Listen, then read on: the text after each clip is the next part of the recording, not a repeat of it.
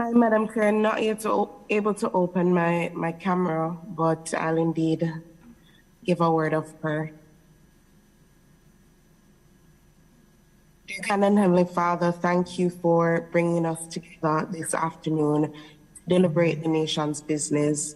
I ask, oh God, that you will give us clarity of mind, that you will give us vision, that you will give us wisdom as we seek to look over this very important piece of legislation. We thank you for everything that you have done, and we ask that you will be with those who are on their way to the sitting today. This is my prayer, in your name I pray. Amen. Thank you, Member.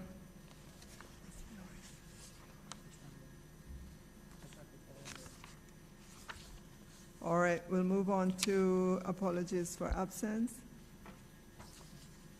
And I do have some apologies for absence today.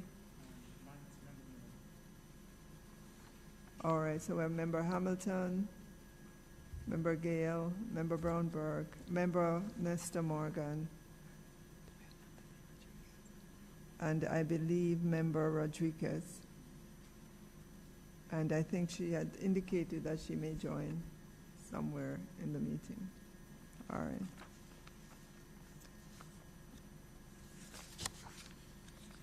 So welcome, everyone. We'll move to confirmation of the minutes. And we have two, one held on Thursday, October 6, 2022, and Thursday, October 20, 2022. We'll take Thursday, October 6, 2022 first.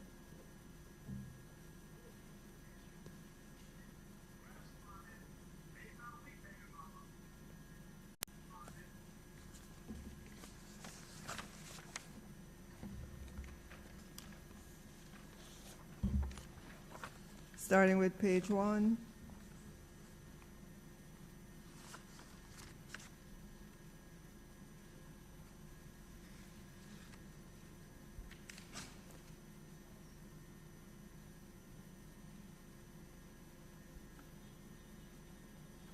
Page 2.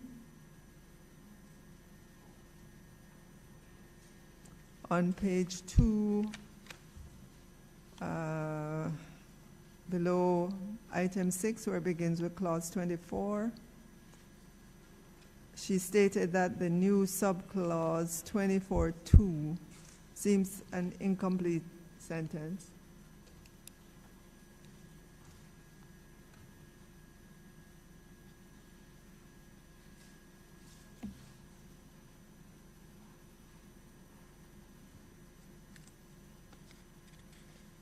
Page 3.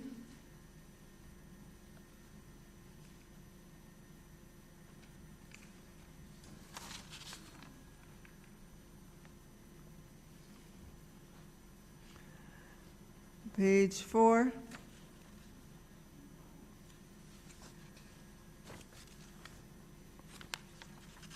Page 5.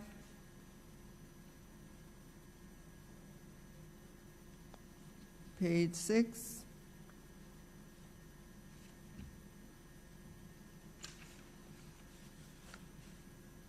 Page 7.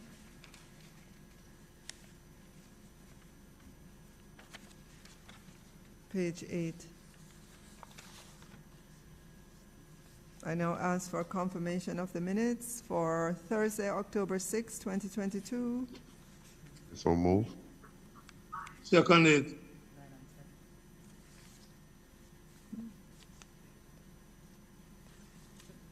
Seconded.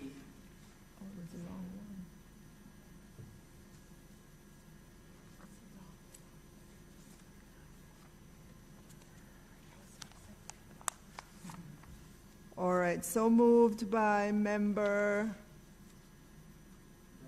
Miller. Brown and seconded by Member Miller. No, moved by Miller, seconded by Brown. Moved by Miller, Member Miller, seconded by Member Brown.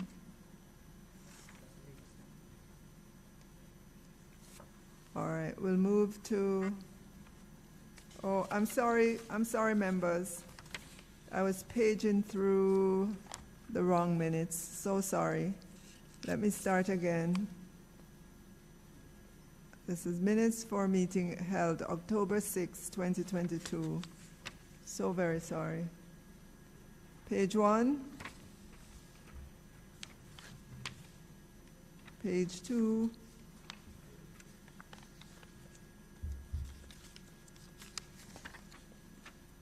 Page 3. Page 4.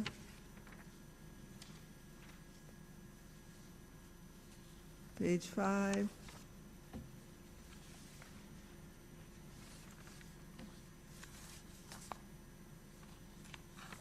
Page 6.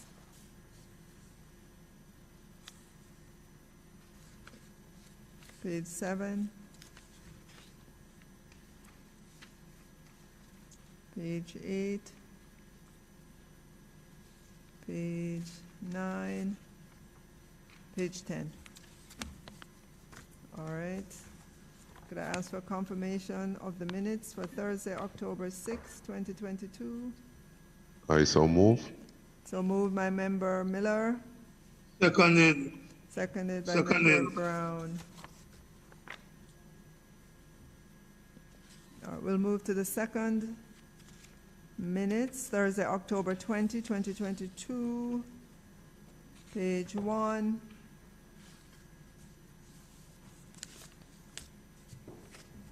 Page 2.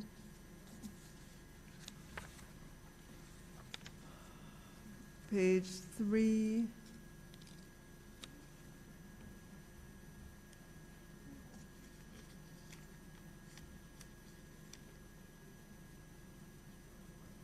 Page 4.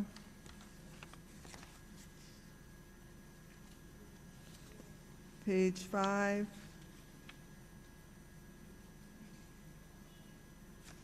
Page 6. Page 7. Page 8. Page 9. Page 10. Finally, page 11.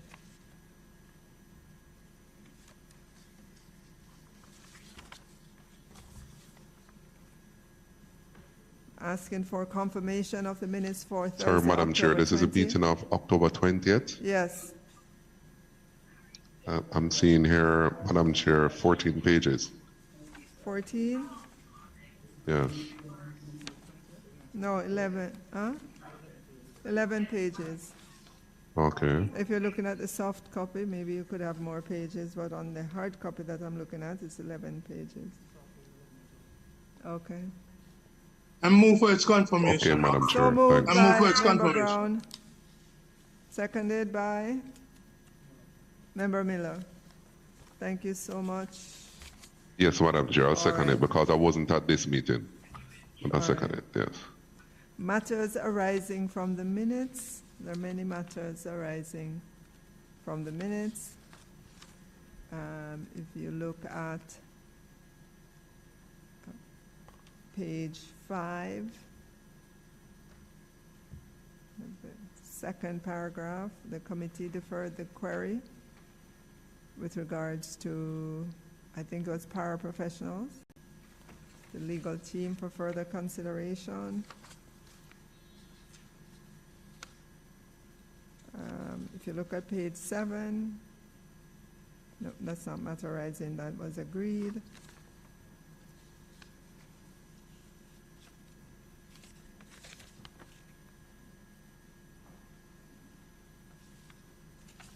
Okay, I think that was the only thing arising from the minutes. Yeah. Yeah. Right. Okay. All right, so we will we'll carry that matter arising from the minutes into the matters for discussion, because I know that it will be addressed there at the paralegals. I don't think we had settled on that.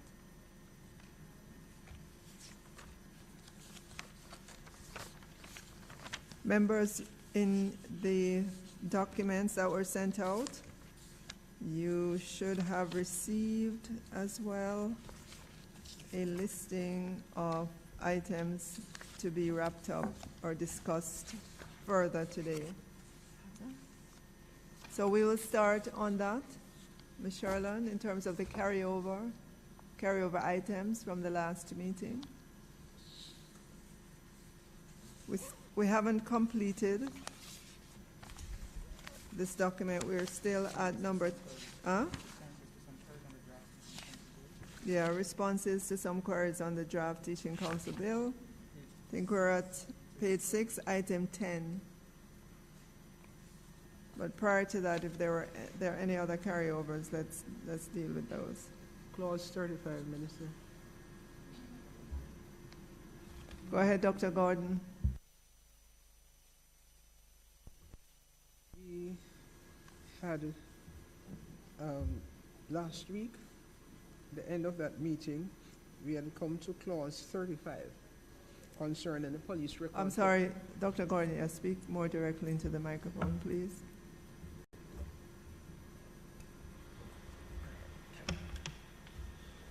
Yes, Minister, we had come to the section on clause 35, or section 35, concerning the police record for the entire teaching profession. And the member Green had proposed that all members of the profession should be required to provide a police record in the process of licensing. That is where we stopped. The concern that we have is that the profession has not been engaged beyond 0.001% in such criminal activities, and would appreciate the consideration of Member Green that the police record remains for the early childhood program because of the age of the children, and that the consent we accept, or we propose that the teachers give consent to the Jamaica Teaching Council to pursue a police record should it find it necessary to do so.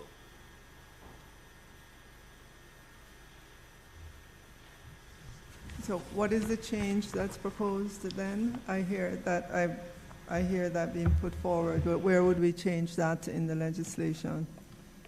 So members, what Dr. Gordon is saying, instead of requiring all our teachers to line up downtown or wherever in order and put in an application for a police record, which you know is very, well, it appears to me to be time consuming and costly.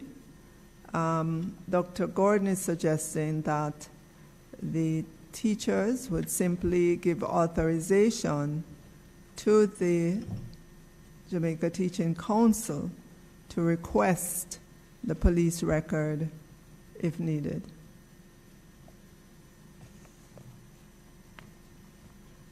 So let me hear your views, members. Seeking clarity, Chairman. Can, in the existing police record arrangement, can a third party seek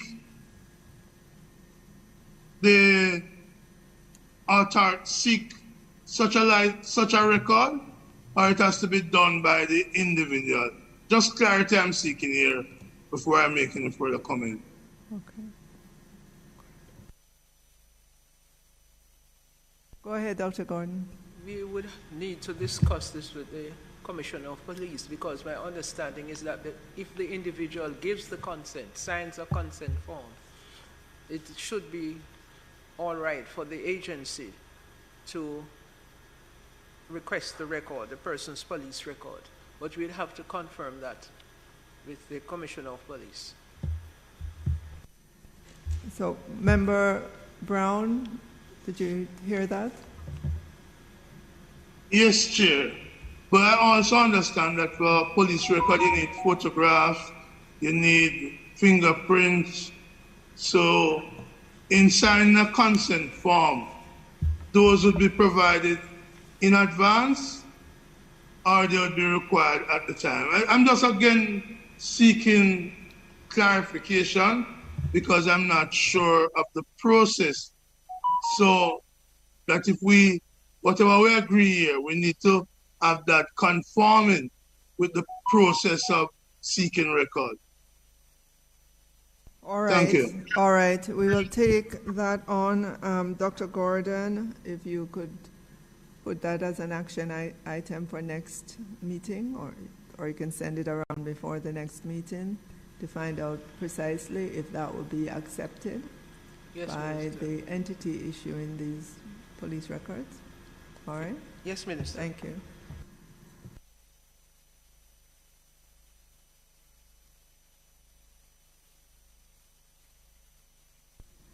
So, Ms. Sherland, in terms of this document, responses to some queries on the draft Teaching Council Bill, would we have exhausted all of these responses?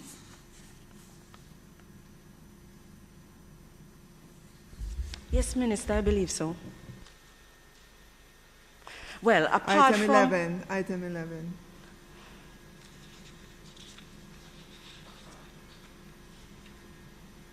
Oh, no, sorry. Dr. Gordon just addressed that one. Yep. Yeah, All right. yes, Minister. The only other thing is that if we... On the last occasion, we were discussing clause 24, and I don't know if this would be an appropriate juncture to try and go back there. I did a draft which was just now circulated, so I believe the persons have not yet gotten a chance to properly examine. But I don't know if Dr. Gordon would like to speak to it. Clause 24.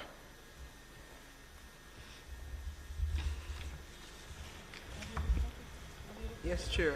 Clause 24 speaks to the... I'm sorry, Ms. Sherland, you said 24 or is it 34? Maybe she'll read it. Clause 24. I don't know if we want to take it now because the technical team have not yet examined it, but Dr. Gordon is suggesting that perhaps we can even have a preliminary look at it. Okay, go ahead. So that would be the clause on restriction on teaching? Yes, where the teacher is practicing without being licensed or authorized. All right, please go ahead. So, one second, Minister. Just.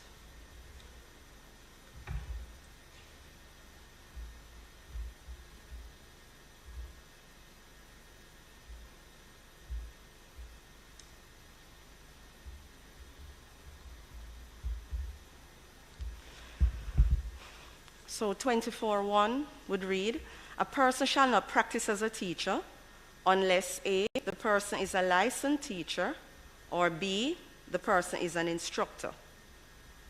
2, where the council is satisfied that a person is practicing in contravention of subsection 1, the council shall, by notice in writing, direct the person to make an application for the license or authorization to teach, as the case may be, within 21 working days of receipt of the notification of the contravention.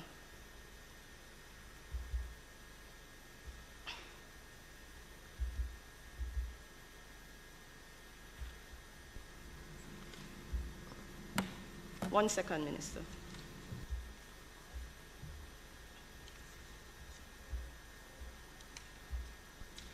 Ms. Sherland, Mr. Nash is indicating that he did not receive that.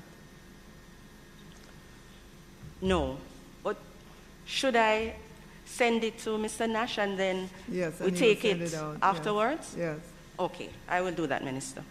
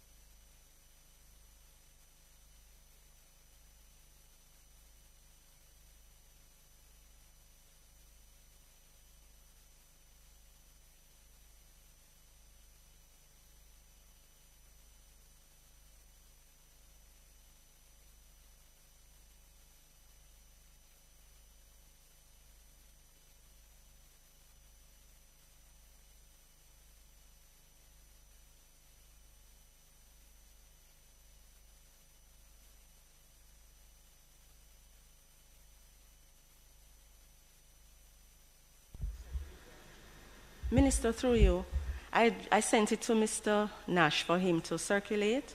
I don't know if you would like to deal with something else in the interim, perhaps the issue of disqualifying offences. Okay, please go ahead. Members, please look in your email. You will see the document that's referring to section 24.2, right? 24, the document that was emailed out. Yes. Section yes, 24.2. 24. Right. All right, so we'll give you a minute to read that, but we will move on to examining the disqualifying offenses, which is a document you have in that came to you in prior emails. Yes, Minister. The question was raised whether we should go back to insert a list of offenses to indicate if a person has been convicted of such an offense, then this would disqualify them from being granted a license or an authorization to teach. And the issue was raised with the Attorney General's chambers, and the Solicitor General was so kind as to recommend a provision coming from the Constitution which could be modified to serve our purposes. And perhaps it could be inserted in clause 34, which deals with fitness to teach. I'm not certain if that part of the draft of the bill is the appropriate place, but for now, it could be considered as being appropriate. So if we could go through the provision, because where a person has a suspended sentence, that it would disqualify that person from getting a license if we use this provision from the Constitution that has been recommended.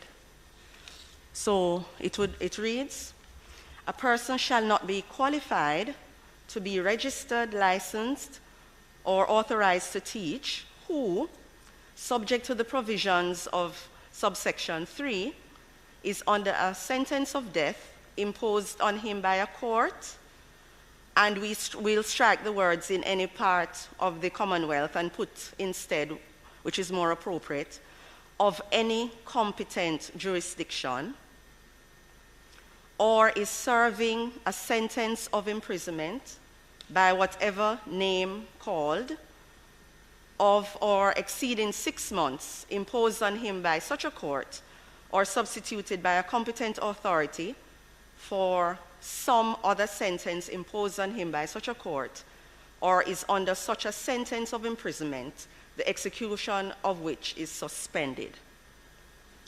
For the purposes of subsection 2, where a person is serving 2 or more sentences of imprisonment that are required to be served consecutively, he shall, throughout the whole time during which he is so served, be regarded as serving a sentence of or exceeding 6 months, if but not unless any one of those sentences amounts to or exceeds that term, and B, no account shall be taken of a sentence of imprisonment imposed as an alternative to or in default of the payment of a fine. I know SG has her hand. SG, do you have your hand up? Please go ahead. Yes, thank you, Chair. So good afternoon to you and your members, and good afternoon, colleagues.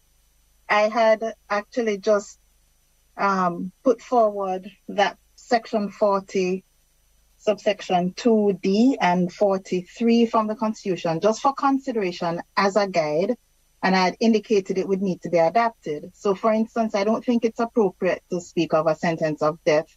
I think you would have gone back to what you have in the bill. The policy was if the offender who is convicted is liable to a penalty in excess of 2 years. The custodial penalty would have been in excess of 2 years. So I think you would continue to use that scheme since that was a policy. So what was read would need to be further adapted just to speak of a sentence of imprisonment of or exceeding 2 years.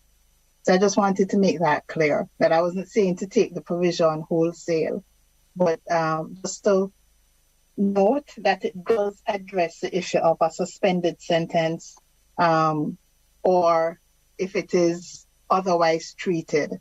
And then it also excludes, for instance, if the sentence, so for instance, the last part that was read about the default sentence, I don't think it would be applicable because in our situation, we're saying that the person would have had to have, the offense would be subject to a penalty of or exceeding 2 years imprisonment. So the default fine provision would not be applicable.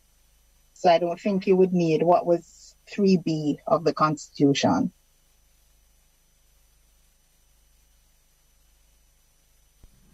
So in light of that, Ms. Sherlin, could you reread with the changes?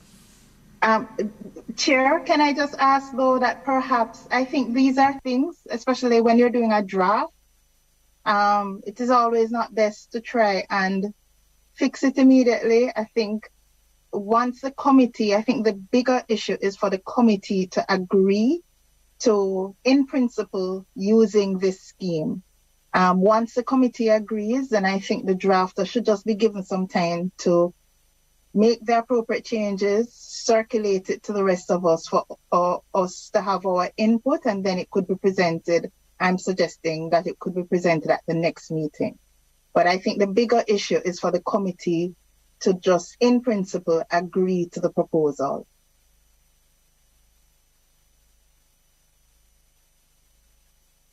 My suggestion, Chair.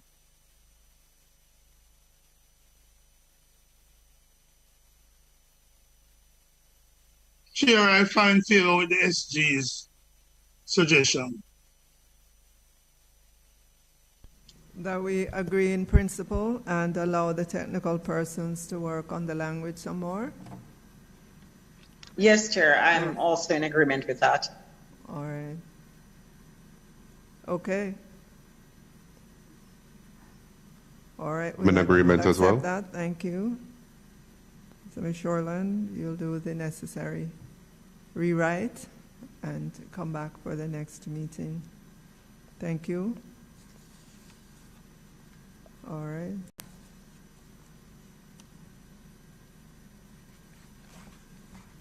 So I think we have completed all the items that were carried over from prior meetings. All right, and then now we will Minister, except for the clause 24, I don't know if you want to know that persons have received it. All right. Has everyone received the soft copy of clause 24?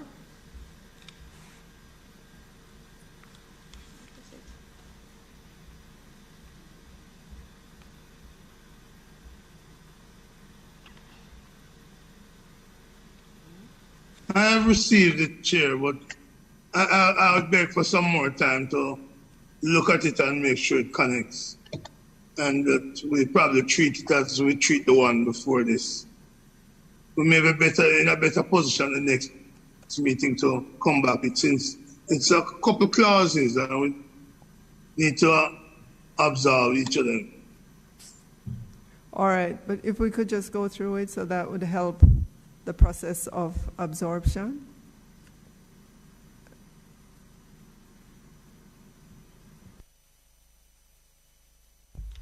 Yes, Minister.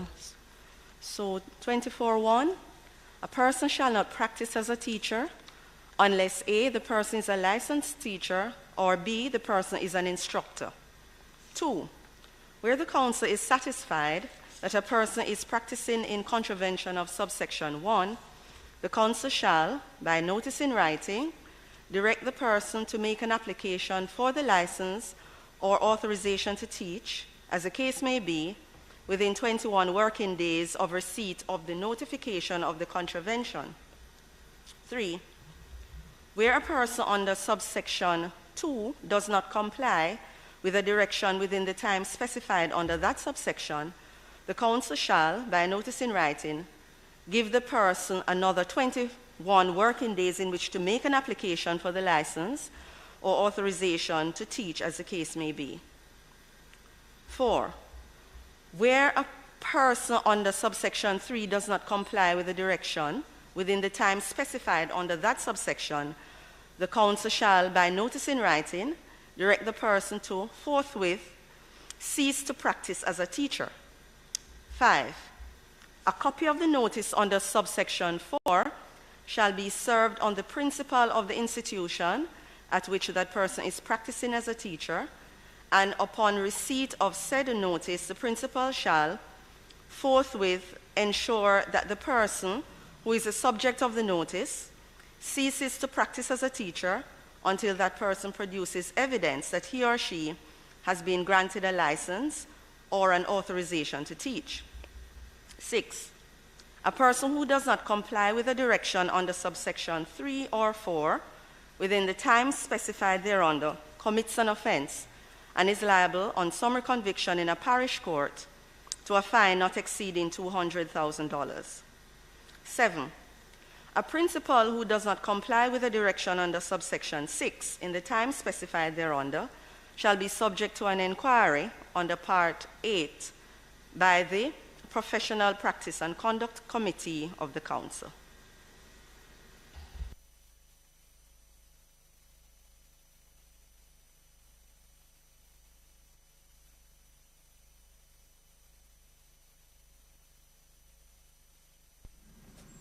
Could I ask, does this have any implication for salary, payment, compensation?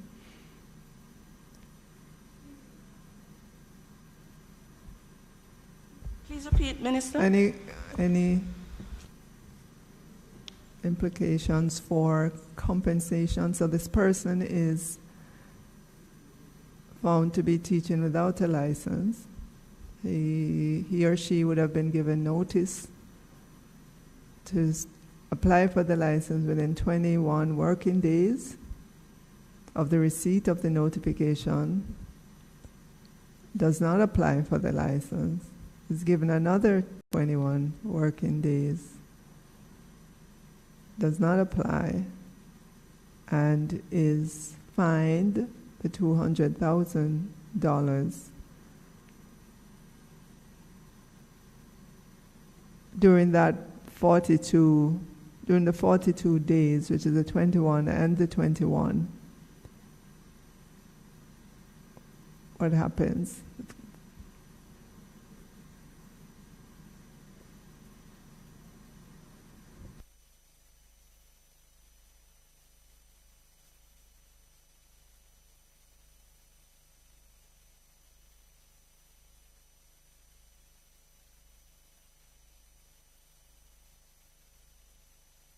For those online or technical persons here are conferring with each other.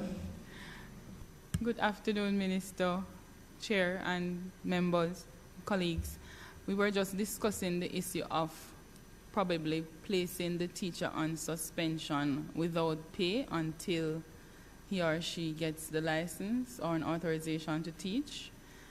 But my issue in terms of the entire provision, though, it does not really cater for homeschooling in terms of the principal of the institution, because it would not necessarily be a principal. So, for example, the parents who are employing someone to teach the children in a homeschool setting, this provision would need to be looked at to cater for that situation as well.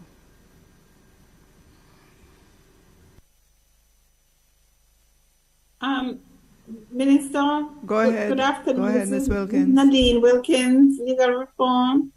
I'm a little concerned about contemplation of suspension of without pay, because that is something that has to result from a process, a specific process, and a body clothed with the authority to order such a suspension. I'm a little bit, it's not something that you can easily drop in here. If you look at the public service regulations, for example, you will see how those kinds of things are dealt with. Just a note of caution that that's something we have to look at very carefully. Thank you. All right, thank you, Ms. Wilkins. SG? Yes, thank you, Chair. Just to actually add to what the Director of Legal Reform said, there's actually a case, the Faith Webster case, that deals with that issue, because the public service regulations actually doesn't set out the full process when someone is, so in the public service you have interdiction, and you have interdiction and it contemplates that it's with a pay cut, compared to the police service regulations that allows for interdiction on full pay. In any case, there is a case, and the court held that, and I think it was a full court, it held that there has to be a hearing. Now, of course, a hearing doesn't have to be an oral hearing, it can be a paper-based hearing, but the person, if you are considering reducing the person's pay, the person must be given an opportunity to be heard. So, for instance, in fact, the court spoke of instances where the person may have a mortgage, they have other responsibilities, and so they must be given that opportunity to be heard, and then a decision would have to be taken after about whether or not they pay, well, the reduction in the pay. So I'm supporting what Ms. Wilkins said, and I'm just pointing out that there's case law on the issue. It's all about fairness. Minister, Chair, just to acknowledge my colleagues SG and Mrs. Wilkins' comment, in contemplating the suspension, it is expected that that will be a process that is outlined as well in terms of the suspension, having a hearing and all of that, but it would need to be set out somewhere. I'm not sure if it would be in regulations, but it would be a process that would need to be set out for the process of fairness, as SG indicated.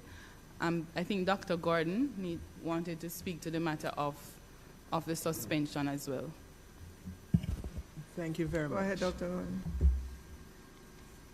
Gordon.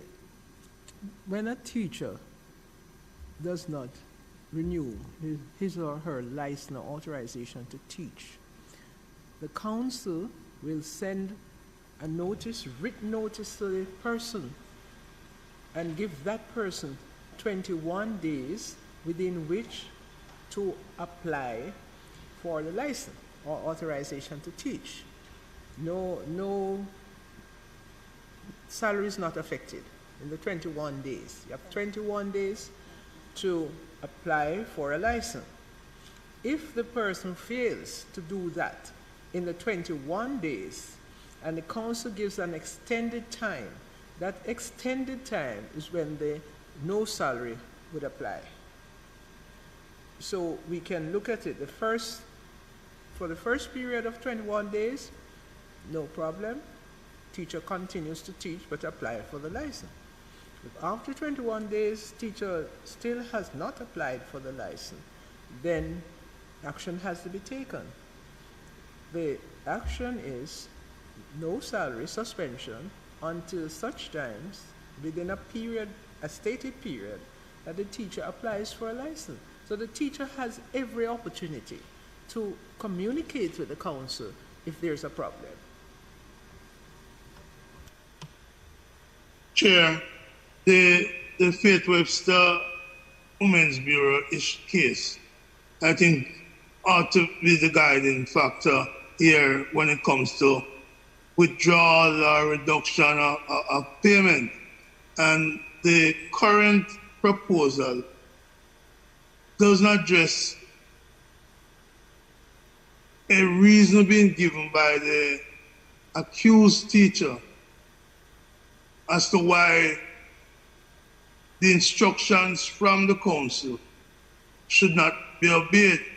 And so I am of the view that we have to tread cautiously on reduction of payment, because in the end, that second 21 days, the instructions to the principal gives the principal some coverage to say the board, who has the right to suspend, can so act, because by then they would have been notified that there's something amiss, and they can therefore act. But I wouldn't want us to put the removal of payment to anybody but the employer, the direct employer, and the employer-employee relationship triggering, having regard for what the SG say about the Faith Webster case. Because when Ms. Wilkins mentioned it, immediately I thought of that case, which has been a major change in how we do it. The other thing I want to add to that is that I believe SGs, there's some departments with guidance from either the Services Commission or elsewhere who have found a way to say to employees being interdicted, you have a right to comment on the question of reduction in pay. So there's been some models that have developed as to how to deal with it in departments, and we could look to those to see if any of those could work in the current situation. Thanks. Member Brown, sorry, did you, for the example you cited, is that another jurisdiction? I didn't hear No. Locally, Minister. I mean, for example, I just saw one agency which was in the news this week over interdiction issue. I've seen a letter from them addressing their approach to payment during interdiction, which conforms, in my view, with the Faith Webster Women's Bureau judgment.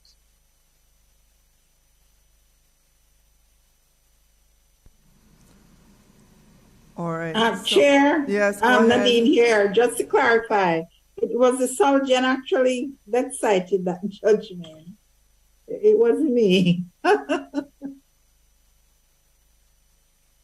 Ms. Wilkins, but when you mentioned the issue, I thought of the Faith Webster case, and then the Solgen spoke to it. I know it wasn't you. Yeah, okay. I know, but I thought immediately of the case, just as the SG did. All right. So asking Ms. Sherland, asking our technical team to reconsider in light of the conversation, right? To think a little bit more.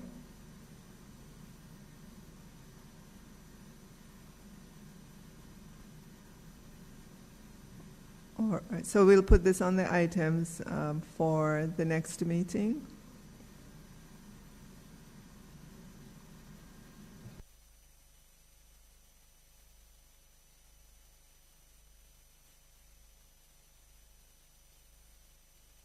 Chair, if I may have some help. Go ahead. I believe if the legal team check with the Services Commission, they may find guidance which they have given to agencies in the government. I mean, the case I mentioned recently has Floyd Peaker and how they have crafted in their letters of interdiction the issue. So you may want to just check around to see. Services Commission would be a good starting point. Chair, may I draw our attention to an important concern that a teacher has to be replaced. And the ministry could find itself paying 2 salaries for one post. Once a teacher is not in the classroom, the teacher has to be replaced. So when we are discussing this matter, we should take that into consideration.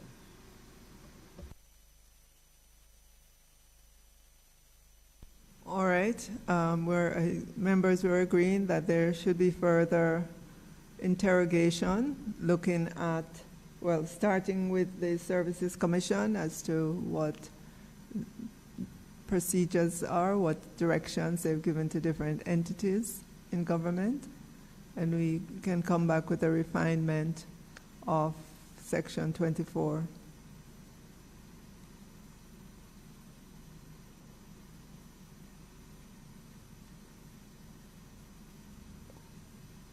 All right.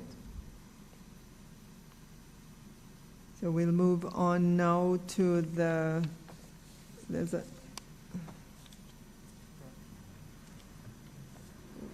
we'll move on now to the disqualifying offenses. That was an attachment in your email, members.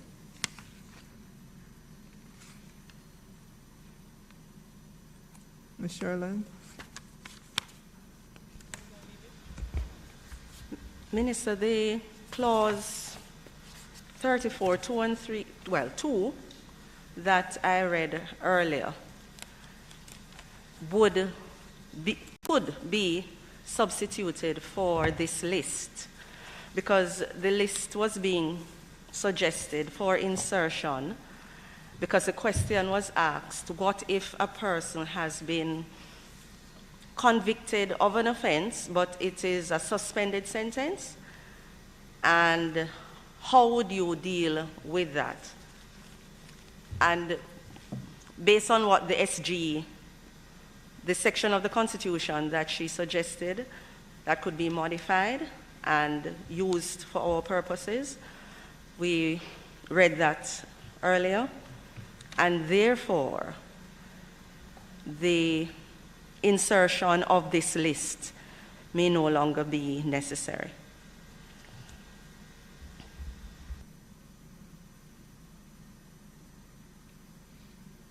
Okay.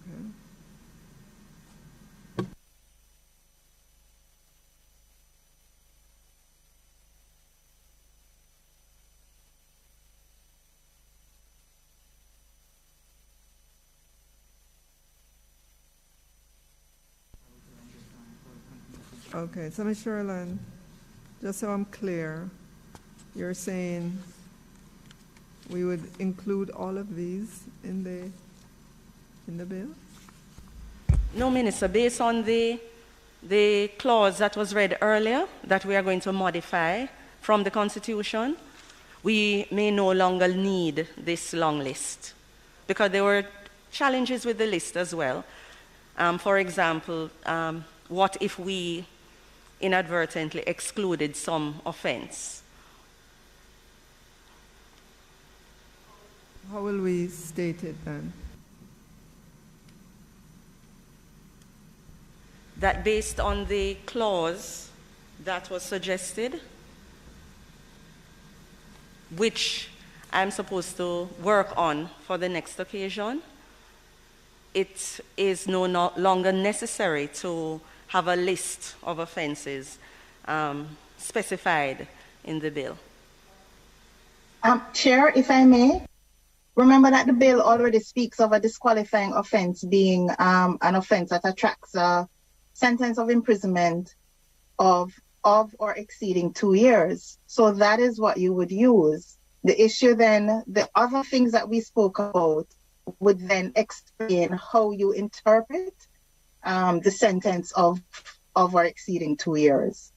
So the suggestion is to retain the definition you already have in the bill, but just to flesh it out some more, instead of actually listing the disqualifying offenses.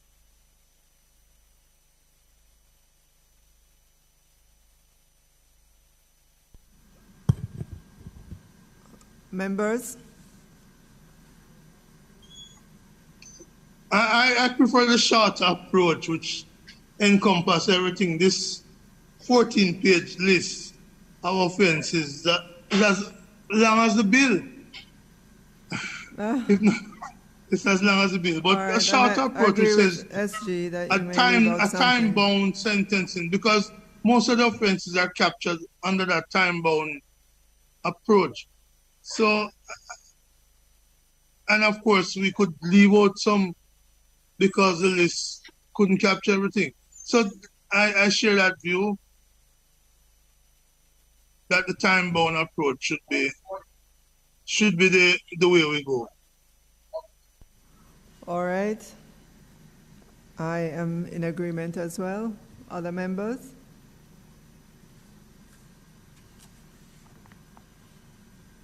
Okay.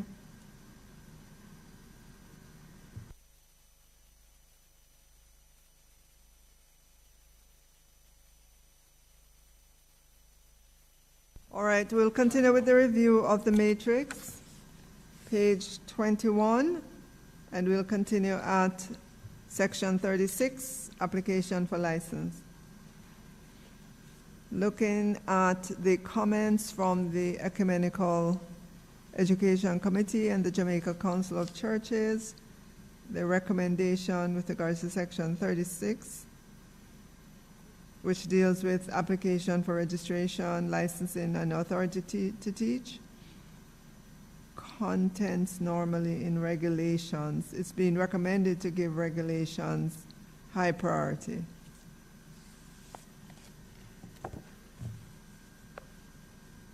Ms. Shoreline? This is section 36, application for license. And our stakeholders are saying to give the regulations high priority.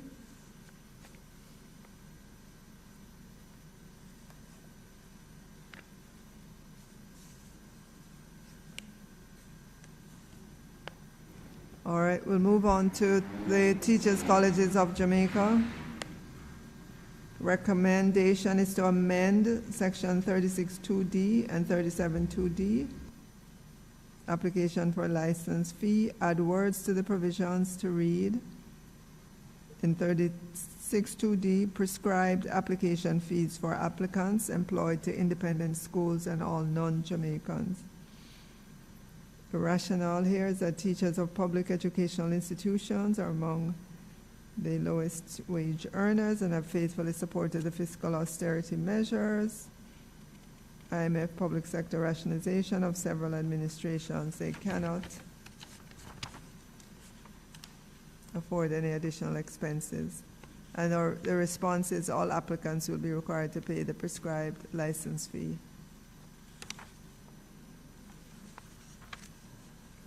Okay, we'll move on to section 37. Committee regarding section 36, applications for license. All applicants will be required to pay the prescribed license fee. Go ahead, Ms. Wilkins. Put consideration be given to, in the same way that with lawyers, the fees that are paid are determined based on how many years you've been practicing.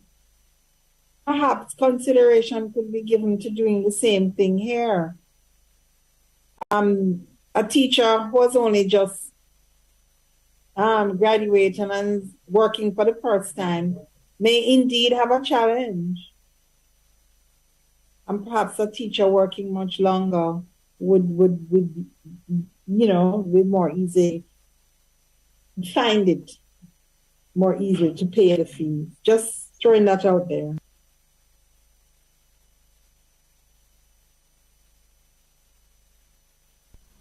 Go ahead, Dr. Gordon, because I thought we were going to ensure that we keep the fee as low as possible.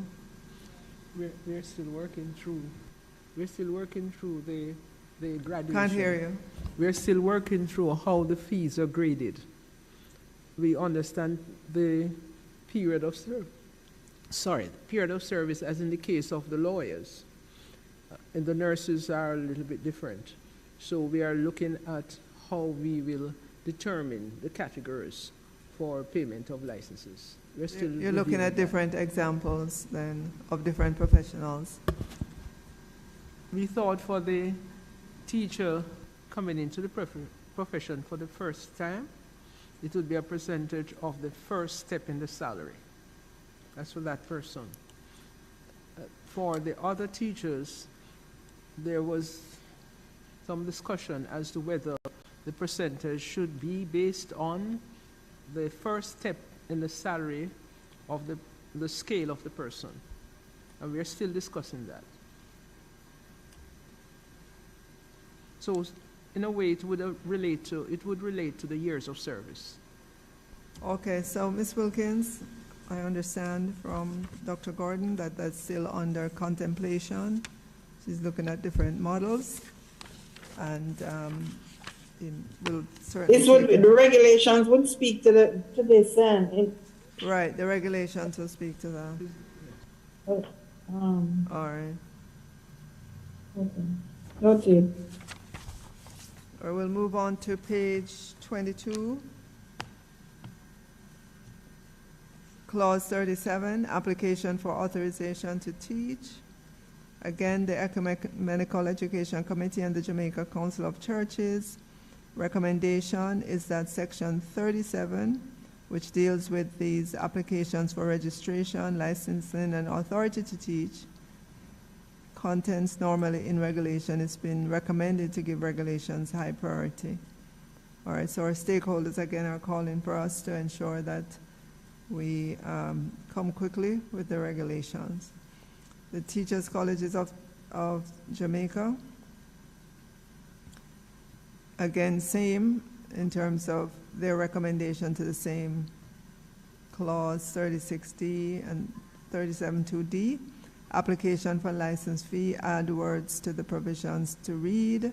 Prescribed application fees for applicants employed to independent school and all non-Jamaicans. And again, the response is the same. All applicants will be required to pay the prescribed fee. Just a query, Chair. How far are we along with the regulations drafting? Dr. Gordon, go ahead. Yes, we have been drafting the regulations for some time, sir. We are almost aligned with our discussions in the Joint Select Committee. All right. We have engaged a lawyer for the purpose. Right. So, Member Brown, there is a lawyer who watches these proceedings. And as Dr. Gordon said, they are moving in lockstep with the discussion. That's fine with me. I'm sorry? I'm saying that's fine with me. All right. We're on the road, yeah. Okay. Member Crawford, do you have your hand up?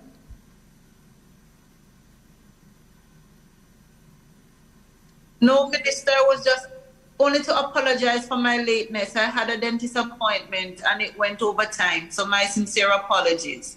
No problem. We are happy to have you. And I'm sure your smile is much brighter. It sure is. We'll move on to section 38. And this section relates to documents and other information in support of application. So supporting documents for application. There's a recommendation from the Ecumenical Education Committee and the Jamaica Council of Churches for section 38.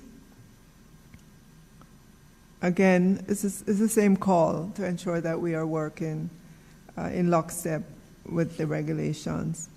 The Jamaica Teachers Association, as it relates to section 38.6, in light of the effect, that is the lapsing of the application, it is recommended that a specific time period is included in the subsection.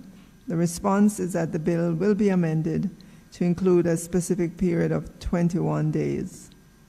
Is that the same 21 days we were talking about earlier on? Or this is something different? 21 days to bring the supporting documents for the application? And why would we accept an application that's incomplete? Minister, this 21 days is in relation to the statutory declaration that is to be submitted under clause 38.6. Explain some more. So based on the provision, it states that An application on a discharge shall not be considered unless the prescribed documents and information and the prescribed application fee and any other amounts payable to the council are submitted by the applicant. 6 went on to say, an application may lapse if the applicant does not submit a statutory declaration required under subsection 4 upon the expiration of a reasonable period within which to do so as notified by the council. So the stakeholder is asking that a specified period be inserted instead of saying reasonable period. And for that, the technical team is saying 21 days. To amend section 38(6), instead of saying reasonable period, to say 31 days. Members? Minister, just a clarity again. I'm in agreement. Sorry, Juliet, go ahead. No, go ahead. I was just saying I'm in agreement with having a specified time. I think it's important to have something in writing to say how long before, whatever it is that that you have to do something, that it is in writing and not just, leave that blank. Yeah, my clarification, Minister, was what is meant by a statutory declaration. It's not clear. We're already in the public sector of that term statutory declaration, which relates to integrity commission and so forth. Is this the same thing being intended there? Is there a different thing that will be intended? I'm not sure why the use of the term statutory declaration and what does it mean. So, if we can we clarify that?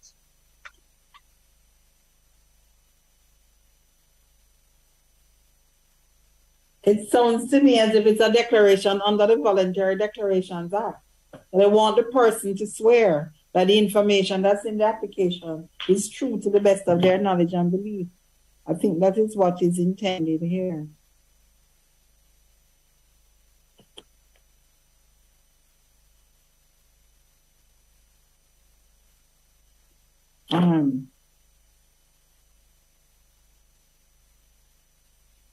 It's done.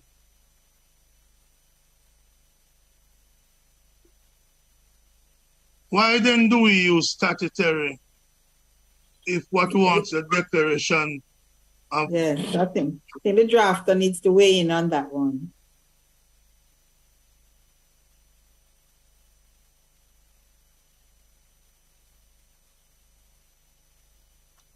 The technical team is conferring. I agree that we should use other terminology to avoid any form of contradiction.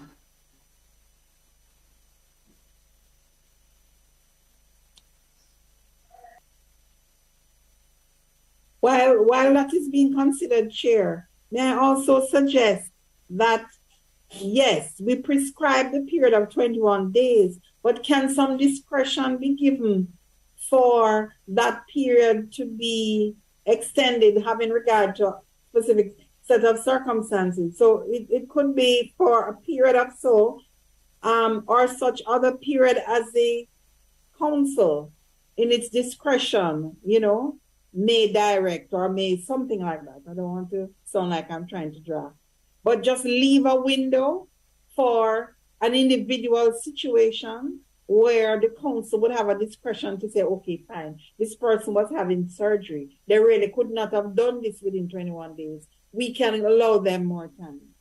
That is the danger when you prescribe a time and don't leave any latitude. If we're going to go that route, Chair, I want to agree with that suggestion. But if we're going to go that route, I'd want us to specify what would be those circumstances that the discretion could be given to go beyond the 21 days. But I don't think we should just leave it. I'm sorry. Go ahead, member. Yeah, we should specify the circumstances under which the discretion could be granted rather than leave it to be subjective. Okay, SG, please. Thank you, Chair. Actually, I am going in another direction. I don't understand this concept of an application lapsing. I don't know what it means. What is entailed in something lapsing? I don't know. And in fact, the construct I am accustomed to is someone submits an application, the application is received by the entity who is to receive it. They take a decision on the application. You decide to grant or you decide not to grant. And usually the legislation, and in this case, this legislation tells you the grounds on which you can refuse to grant. And to me, if it is you don't have all your documents, because I don't see why we're specifying the statutory declaration as a reason it would lapse. What if you didn't have any other document? Why would it not lapse when you don't submit another document? Why have we selected this one? I think there's something that's not quite right with this kind of construct. I don't think you need this provision at all. I think you go to 40. Oh, I had just found it. So under 43, decision on the application, you could properly address this under that, because if the council who receives the application realizes that there are documents that are missing, they can go through a process, give persons an opportunity to submit all the documents they need. And if they don't, then they take a decision, which is not to grant. But I really can't support this concept of lapsing, because I really don't know what is entailed in a lapsed application. Does it mean you would have to resubmit at some later stage? Would you now have to pay a new prescribed fee? It's not clear to me. And I think when things are not clear, that is when you have problems. I think you use what you already have in the bill in a later clause dealing with how you take a decision. You address this issue there. All right, I agree, SG, because if the application is not complete, we shouldn't accept it. The council should not accept it. Chair, if I may. Go ahead, yeah. I am looking at clause 38.5. It says the council may defer deciding an application until it receives any statutory declaration required under subsection 4. So I think that subsection should suffice in deferring the application, and as SG proposed that this clause can be removed, the 38.6 based on 38.5. Why do you specify that one in particular? It speaks to deferring the application until it receives the statutory declaration. Yeah, but there are other things. Aren't there other things that you require with the application? 6 is tied to 4. Subclause 6 is tied to subclause 4. And subclause 5 is also tied to subclause 4. So Mrs. Gordon-Jones, I think the chair is going further. Again, this whole thing of specifying the statutory declaration as opposed to any other document that must attend with the application. Why is the statutory declaration being treated in a different way? So you defer because you don't have the statutory declaration, but some other document that you need, you don't defer? So again, all of this is, I didn't realize I needed to specify all the subsections, but it seems like I do. I don't agree with treating the statutory declaration in a different manner than all the other documents that are to accompany an application. Again, I think you treat with all of that when you get to 43 or whichever other provision after this, the ones that deal with decisions. It gets very messy and tricky when you're getting all these applications and you're taking these decisions. And when you start to take decisions in a way that could look arbitrary or unfair, you're going to run into problems. And those problems could lead you to court. It's better to keep things very simple and very straightforward with less loopholes so that at least you can have an even application in how you take your decisions. So, Chair, in terms of clause 38.4, says the information contained in or accompanying an application shall, if required by the council, be verified by statutory declaration. So as Doc was saying, there might be instances where you cannot find an original document, and as such they could accept a copy with the relevant declaration. So maybe statutory declaration is not the correct term, or to put statutory, or just a declaration, but that is what was being contemplated, as Dr. Gordon was indicating just now. All right, but if the teacher has brought in the information and you decide, the council decides that the teacher needs to bring in a statutory declaration to verify information, then it's up to the teacher how quickly they bring in or how slowly they bring in the information, right? They're the ones applying for the license, right? Right? And that's why the clause 38.5 says that the council may defer deciding until it receives that declaration.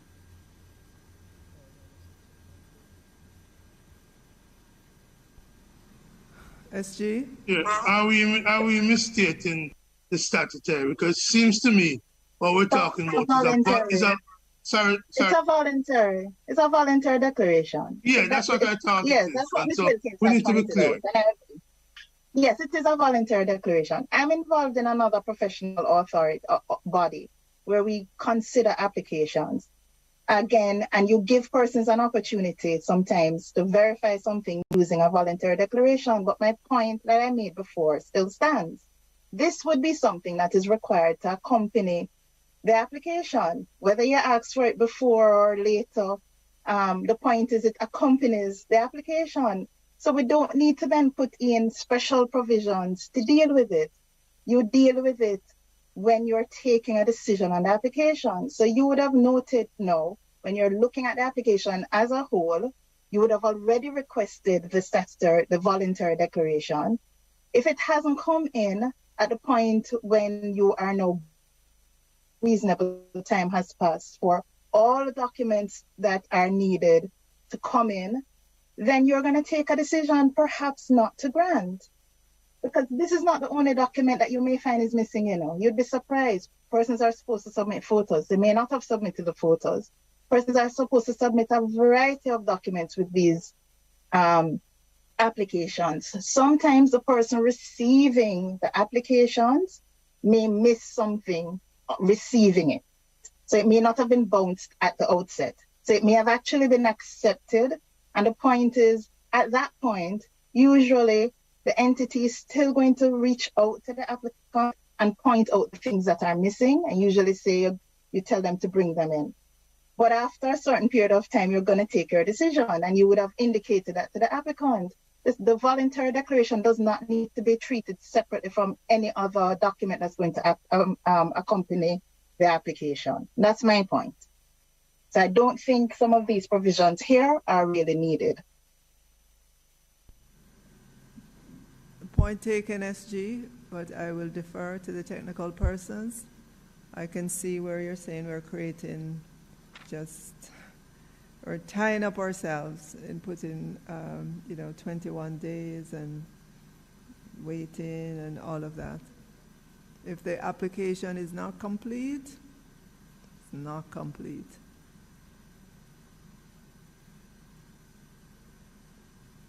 Chair, I just want to support what the Sergeant says about the lapsing. I think it doesn't have, there's nothing to indicate what would constitute a lapse. What would trigger a lapse, and what is it a lapse of? I'm looking at it very critically now and realizing that yes, subclause 6 is definitely problematic. Even if we resolve the the voluntary declaration issue. The 6 is a problem and really isn't needed. I'm totally in agreement with Sergeant on that. Thanks, Chair. Go ahead, Ms. Just want to be clear with Madam Soljen. So you're proposing that clauses 4 to 6 be removed?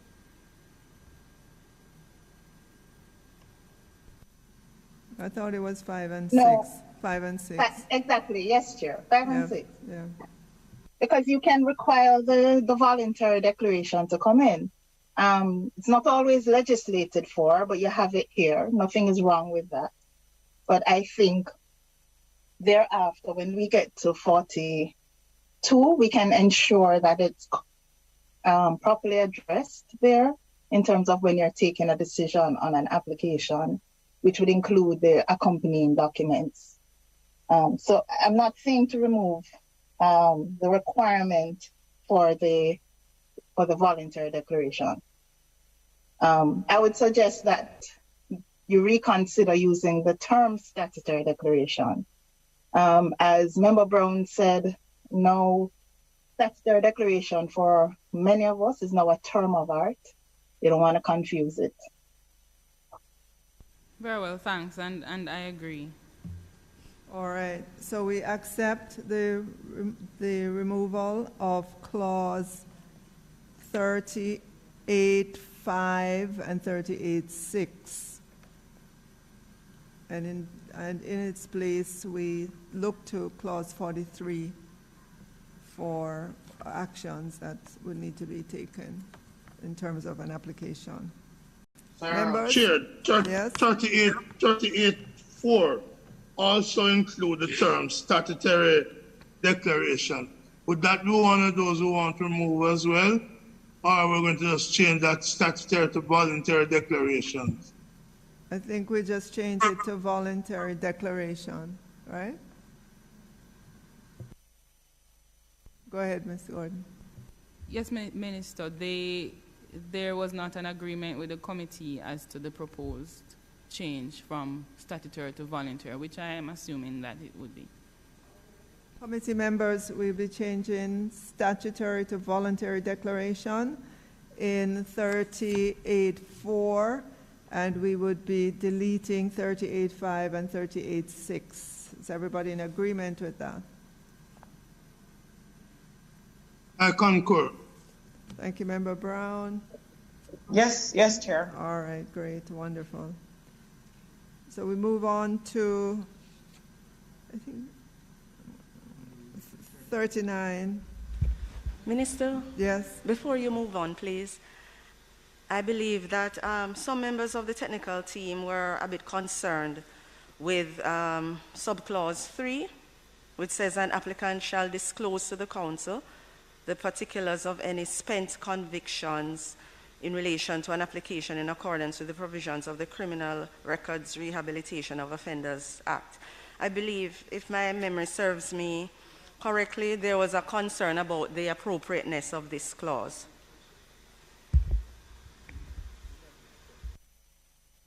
Wasn't a decision taken to remove that provision? Dawn? I don't know. I have a note here that it was decided that the provision would be removed. We'd have to go check the minutes, but I think a decision was taken to remove it. I'm not sure. Is that Ms. Wilkins? Because we're just getting to this section, Ms. Wilkins. I don't know if that was done in another meeting. No? Yeah, there was a discussion about it. There was discussion around it. We'd have to check. We can look back. We can look back. I hold up the meeting for it, but we could check the minutes. All right. After. So we will look back in the minutes. Am I hearing that we did decide that a spent conviction ought not to be reported because then it would undermine the legislation that made that conviction spent? Am I hearing that? Because I recall that discussion earlier. That was the thinking, I recall. That was the main argument. That it wouldn't be consistent with the intent of the law.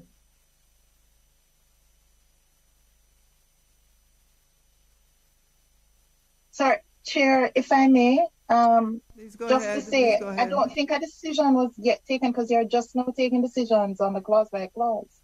I think the discussion came up during the stakeholder discussions, but I think the committee, I'm not sure that the committee has taken decisions yet because you're now just doing clause by clause. So I think now would be the time to take the decision. We would not But have I think, taken a decision on this yet.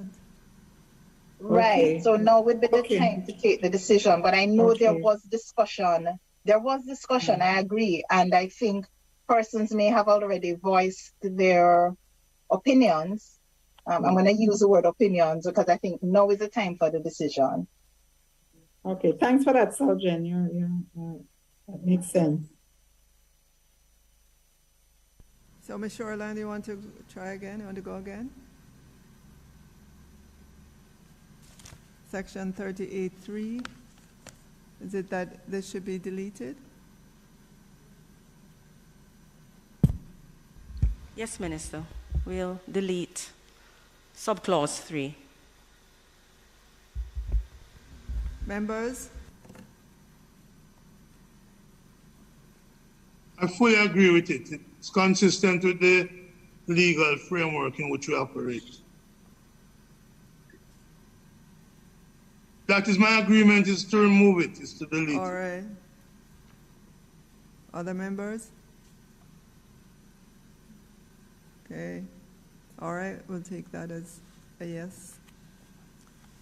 All right, we'll carry on to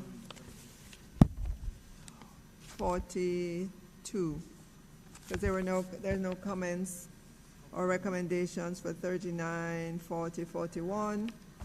So we'll move to 42.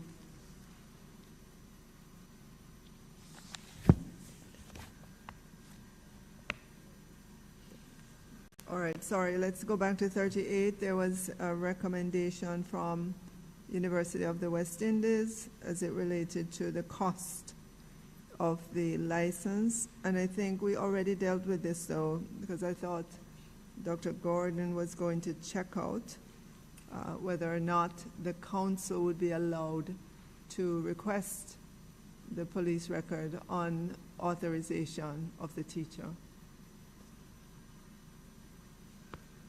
All right, so let's jump to section 42. No, sorry, there's nothing on 42 either, or 43.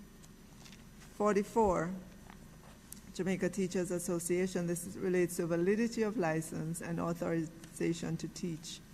So the recommendation in this section 44, it is being recommended that the bill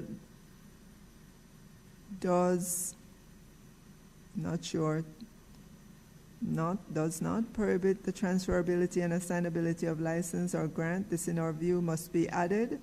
Similar provisions can be found in other legislation concerning licenses, such as Banking Services Act. The response provision can be inserted to provide for this issue, so we can have a new clause 45 to say that the license or authorization to teach is not transferable. Committee members? The license were going to be for individuals, and therefore the question of transferability wasn't going to be and didn't arise. I believe that's what Dr. Gordon had said in an earlier thing, and therefore that this is a non-issue. If I'm correct, I guess out of an abundance of caution, the JTA has requested that we put in some wording that says it's not assignable or transferable. Is there any harm to putting that in? Sounds like you're clarifying, right? Go ahead, Dr. Gordon. Sorry, Chair. The fear I have if you put it in is that it then raises the question that is this transferable? And so the fundamental policy issue of whether it is transferable needs to be decided. It is a license to John Brown or Mary Jones specific. It's not, and it's not school related. It's not transferable to anyone else or anywhere. That's my understanding. That's policy. Go ahead, Dr. Gordon. Chair, it is not transferable. License is for a teacher, is a personal license, is not transferable. So I don't know if we need to put that in the bill. Well, could I ask though, I can understand how it's not transferable or assignable from one person to the next, but our teachers go to other jurisdictions that may accept the licensing from here. Would that, would that come in here, or that's far-fetched?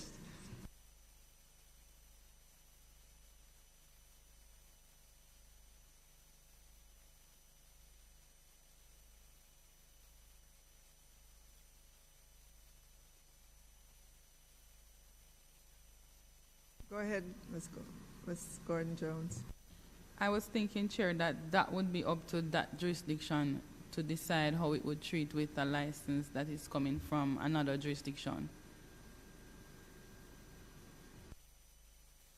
Is it that we're saying we'll just leave it as is? We will not insert another provision? All right, members? We are not accepting the recommendation from the technical group to insert another clause dealing with validity of license and authorization to teach. That's my position too, Minister. Okay. SG? Thank you, Chair. My point is not on that issue. So, should I still just go ahead? Go ahead, SG. Okay. If I could ask the committee to recommit clause 43.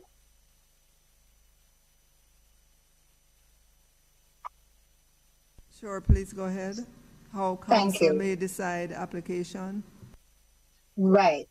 So recall the discussion we're having about the voluntary declaration being an accompanying document. And in fact, if you look at the heading for clause 38, it talks about documents and other information in support of application. When you go to clause 43, 2B talks about the council taking a decision not to grant a license. And 2B1 says that the accompanied documents or prescribed application fee are not there. So it allows the council not to grant. However, there is a reference to 36. I would suggest that there should also be a reference to 38. So it would be clear that all the documents or supporting information under 38, including the voluntary declaration, would be a reason not to grant if they are not there.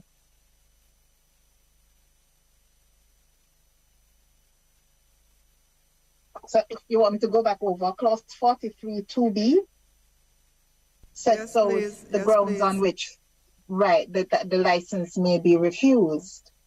It refers to accompanying documents.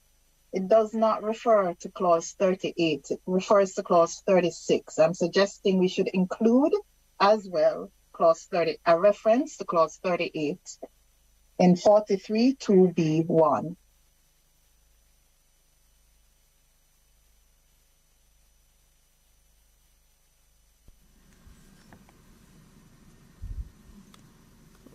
We've made a note of that, SG, to include in section 43 2B1 a reference to clause 38. Thank you. All agreed, members? Chair, could I just seek a clarification? The SG may help. When we spoke about lapsing, is there a consequence for, and don't rely on lapsing, but is there a consequence for a refusal of a license being granted? And for want of a better term, is there and no granting of a license without prejudice. That is maybe because of lack of documentation, the person can reapply sooner. What are the consequences for non-granting of the license? Is it that you can't apply again until a certain time? I'm not clear on that, because that brings me back to the lapsing discussion and the absence of document that determine that a license is granted. Although I think I really should defer to the persons in the chamber right now. I know that the person, you would have an appeal, a right of appeal. But when it comes on to things like the accompanying documents, all the other professional bodies that I am aware of, and I'm involved in more than one, usually try to reach out to the applicant. So it's not set out in the law, but these are administrative procedures where you reach out to the applicant, you advise them what is missing, you give them the opportunity to bring the documents in. If they indicate they need more time because they're out of the jurisdiction, or there is, I don't know, a death in the family, something, you can work with that applicant and give them time. But if an application is refused under this bill, I know there is an appeal process. As to whether there's a cooling off period, I can't recall it that is in this bill, but I think either Mrs. Gordon-Jones or Dr. Gordon may be able to better answer that question about the cooling off period.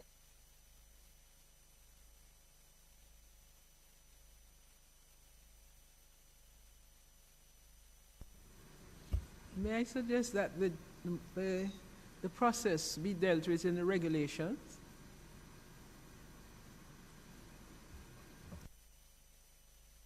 Is that acceptable, SG?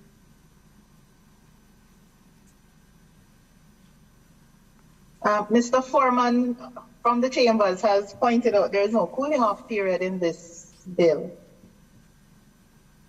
But yes, I mean, your process can always be fleshed out in your regulations, but something like a cooling off period, with so much detail already in the bill, I would think if you're going to have one, it would have been here, and there's none, as far as we can say, or see, sorry.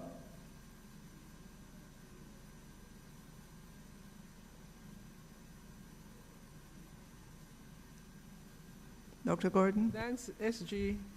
We will work on inserting a cooling off period, but we have to discuss that. Thank you very much.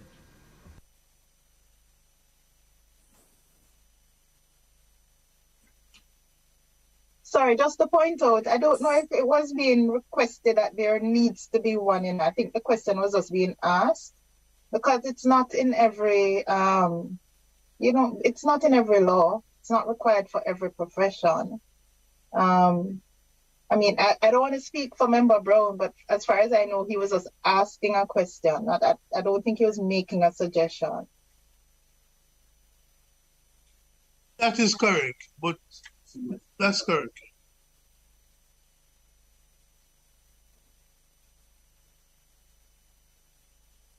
Good afternoon, everyone, if I may. Go ahead, please. I'd just like to bring the committee's attention to clause 38.1. I was wondering how that clause would be dealt with when we look at the SG's proposal to also make a correction to clause 43.2b, because clause 38.1 states that an application under this part shall not be considered unless the prescribed documents and information and the prescribed application fee are submitted by the applicant.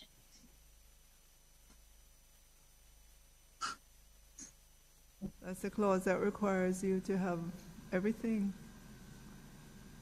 Right, Ms. Jones? Mrs. Jones?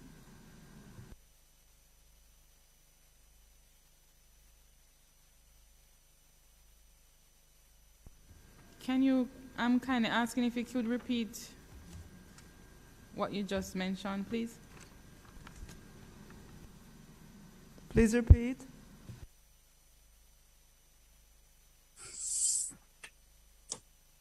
Hi, yes, I was saying that I was just wondering about the application of 38.1, clause 38.1, when we're saying that the application shall not be considered unless the prescribed documents have been submitted by the applicant.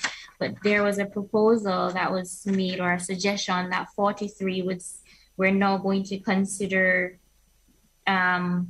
it would read to decide not to grant the license. But I'm saying if clause 38.1 is saying that it should not be considered, there may be some inconsistency there with now indicating that you are now making a decision not to grant it. It's saying that it shall not be considered. I'm not so sure if my understanding is correct though.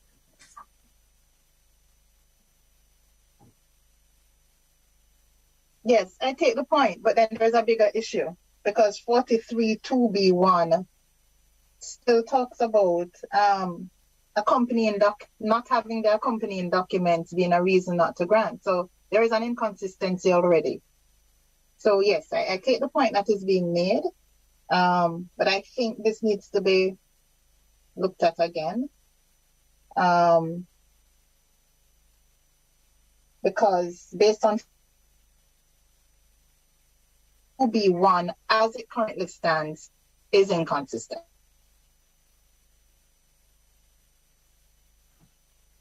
Yes, I agree with that.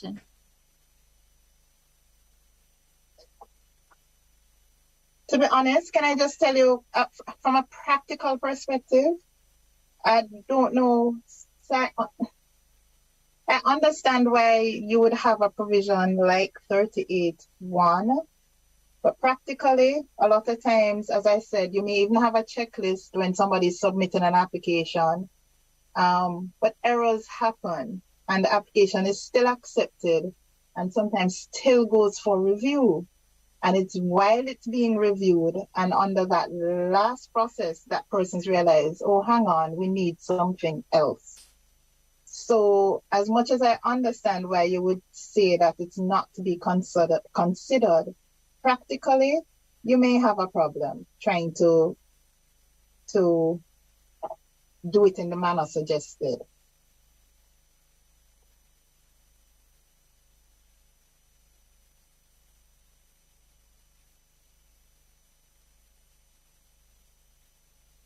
Through your chair, in procurement issues, such a application will be seen as non-responsive because it didn't contain all the required documents. Is that the level we're trying to take this to, which says somebody's birth certificate wasn't submitted or a marriage certificate wasn't submitted? Does that then mean that the application can process? And in some area, it's processed pending the receipt of the relevant document. I don't know how strict we want to be here.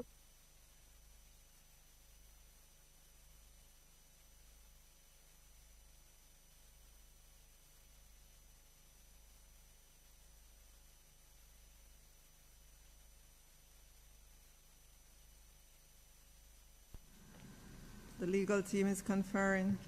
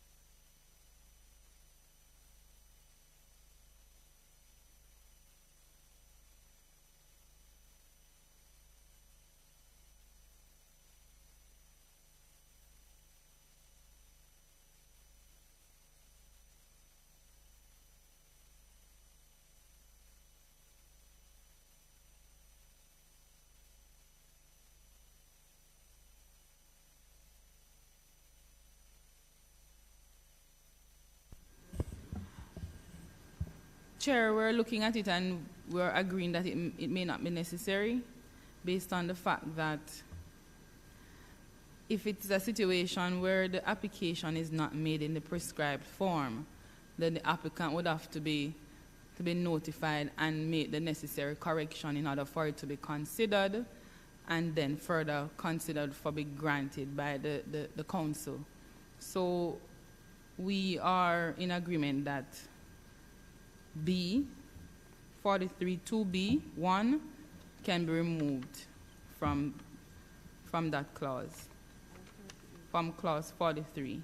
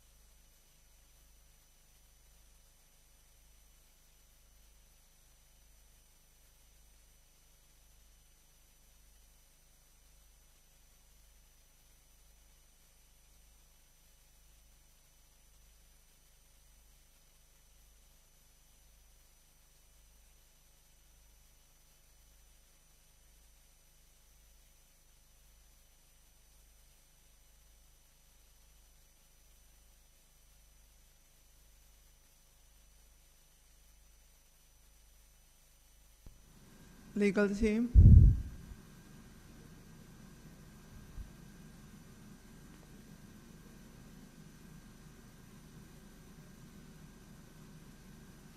For those online, they're still conferring.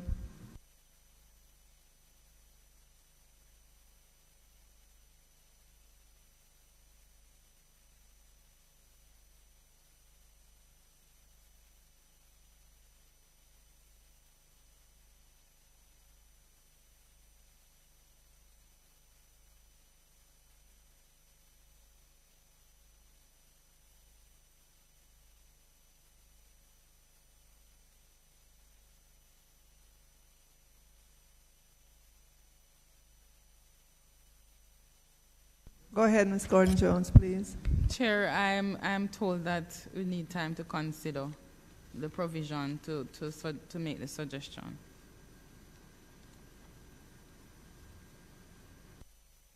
All right. So members, we'll give the legal team some time to consider.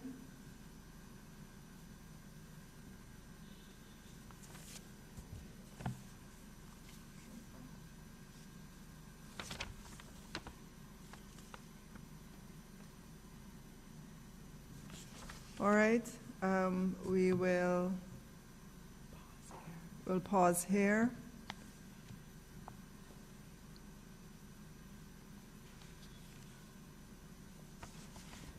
Are there any, other than this clause 41, right? 43, sorry, 43?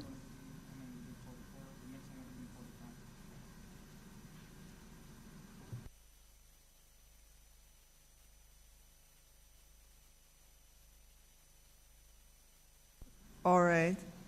Okay, so in light of the time, we will end here. We have some recommittals that we will do for in the next session. And then we would move on from clause 45, which is application for renewal of license and authorization to teach.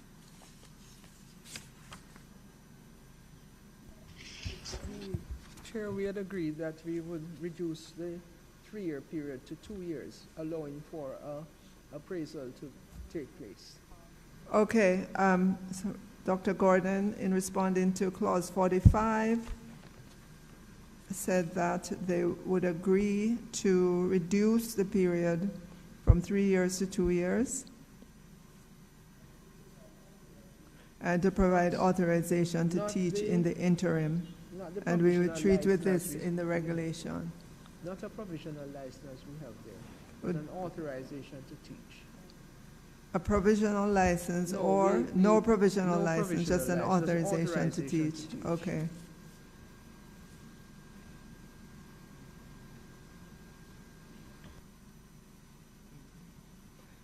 Committee members, clause 45, application for renewal of license or authorization to teach.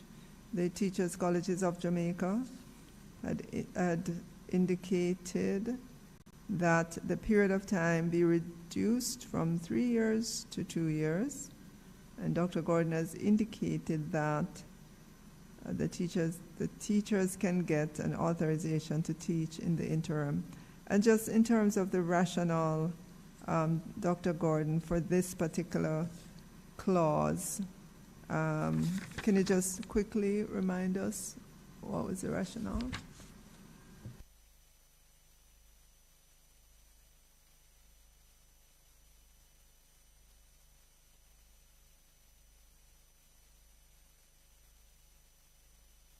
While you're looking for that, I think this was a clause I was dealing with a teacher who may be absent from the system for a period of time. For a period of time, an extended period of time, and then return to the system. That person would have to teach for a period of 2 years, 2 consecutive years, allowing for an appraisal before the person could be granted a license to teach. But the person would have authorization to teach. Calling on members. So our teachers left the system for whatever reason, personal or otherwise, then they would love to come back into the system. Originally we had said that they would have to teach for 3 years before being allowed to get their license, right, Dr. Gordon? But now we're reducing that to 2 years from 3 years. 2 years, 2 consecutive years. If the person returns to the system. But my word, the colleague here reminds me that the person would have been a registered teacher. And if the person is not a registered teacher, I do not see any reason why the person cannot have an authorization to teach. We'll look at it, Minister, but definitely 2 years, 2 consecutive years, the person must teach for that period before such a person can be considered for the license. So members, I'm favoring it, Minister, but can we sleep on it until the next meeting? Okay, all right. We'll pick it up at the next meeting. So 2. I support the reduction to Chair, but why does it even have to be 2? Why can't it be 1 year though? Speaking from my experience as a trained teacher myself, I don't know if you need 2 years to refresh yourself with. But in that time, you would be teaching, but you'd have an authorization to teach rather than a license to teach. Yeah. Okay, well, fine. Okay. Yeah, you're not being barred from teaching. You would just have an authorization to teach. Okay. Well, I'm in agreement. All right. All right, but we will reconsider this in the next sitting.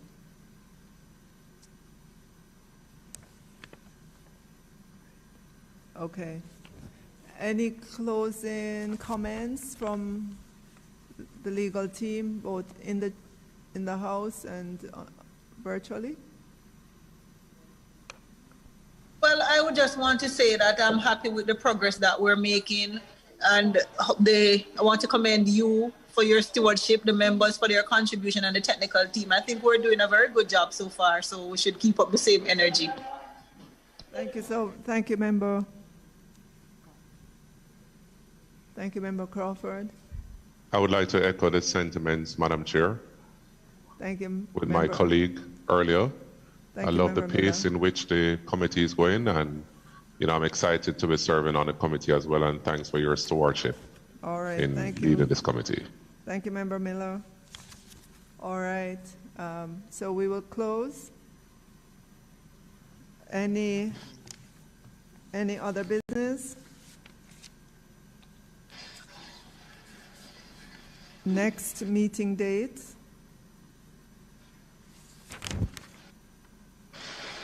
that November 10th? November 10 at 10 a.m.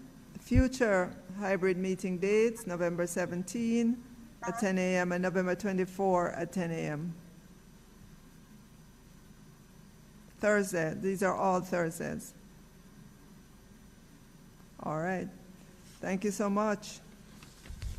Have a good afternoon, everyone. Thank you, Minister. Yes. Thanks, everybody. Yeah. Thank you. All right, good evening.